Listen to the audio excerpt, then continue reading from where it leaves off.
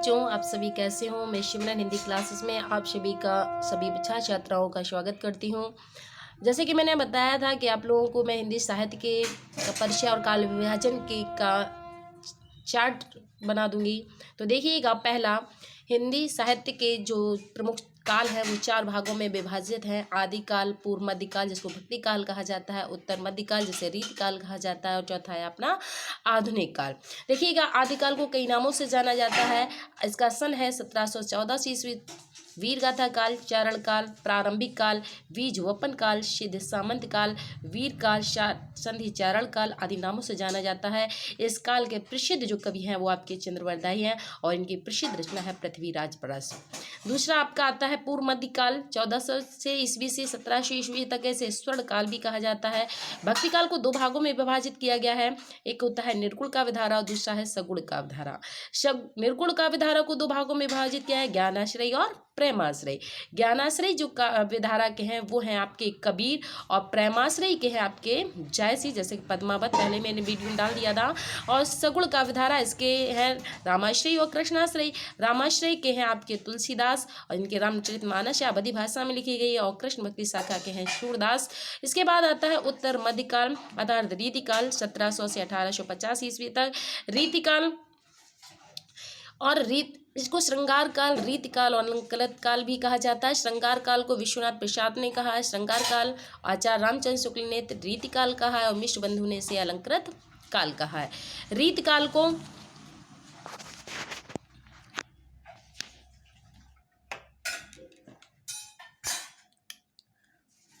तीन भागों में बांटा गया है। नंबर 1 रीतिबद्ध, नंबर 2 रीति सिद्ध, और नंबर 3 रीति मुक्त। ये 4 काव्यधाराएं हैं। 3 है। पहला आपका रीतिबद्ध, रीति सिद्ध और रीति मुक्त। रीतिबद्ध के रीति सिद्ध और रीति मुक्त। रीति जो सिद्ध है वह आपका जो है, इनके प्रसिद्ध जो कवि हैं वो आपके बिहारी हैं। इन्होंने एकमात्र रचना लिखी थी बिहारी शत से ही। और इसके बाद आता है आपका आधुनिक काल। आधुनिक काल को नवजागरण काल और गद्य काल भी कहा जाता है। और आधुनिक काल को 5 भागों में विभाजित किया गया है। इस प्रकार से आप देख सकते हैं, मैंने बनाया हुआ है। आधुनिक काल पहला है भारतेंद्र युग, द्विवेदी युग, छायावाद युग, प्रगतिवाद युग और नवलेखन युग। भारतेंद्र युग 1850 से 1900 ईस्वी तक। द्विवेदी युग 1919 से 1922 ईस्वी तक। छायावाद युग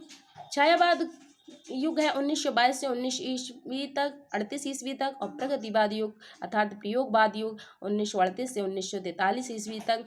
और नवलेखन तथा नई कविता युग 1943 से अब तक। छायावाद को प्रेमचंद युग के नाम से भी जाना जाता है, शुक्ल युग के नाम से भी जाना जाता है और प्रसाद युग के भी नाम से जाना जाता है। भारतेंद्र युग भारतेंद्र हरिश्चंद्र के नाम पर पड़ा हुआ है। इसका द्विवेदी युग, इसे भारतेंद्र जो युग है नव जागरण का अग्रदूत भी कहा जाता है। द्विवेदी युग महावीर प्रसाद द्विवेदी के द्वारा इनका नामकरण हुआ है द्विवेदी युग का। और इनकी जो प्रसिद्ध जो पत्रिका है वो सरस्वती है, जिसका सन जो है सन 1903 है। और छायावाद जो युग है, इसके छायावाद के 4 स्तंभ है जो है। पहला महादेव वर्मा, जयशंकर प्रसाद, निराला और पंत। निराला का पूरा नाम सूर्यकांत त्रिपाठी निराला है और पंत का पूरा नाम सुमित्रानंदन पंत है। इसी प्रकार से प्रयोगवाद और प्रगतिवाद।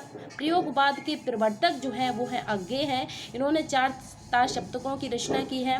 नवलेखन तथा नई कविता युग।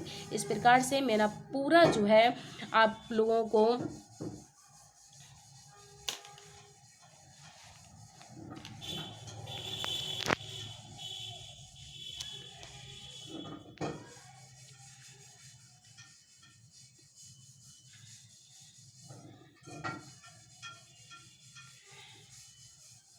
चार्ट बना के भेज दिया है।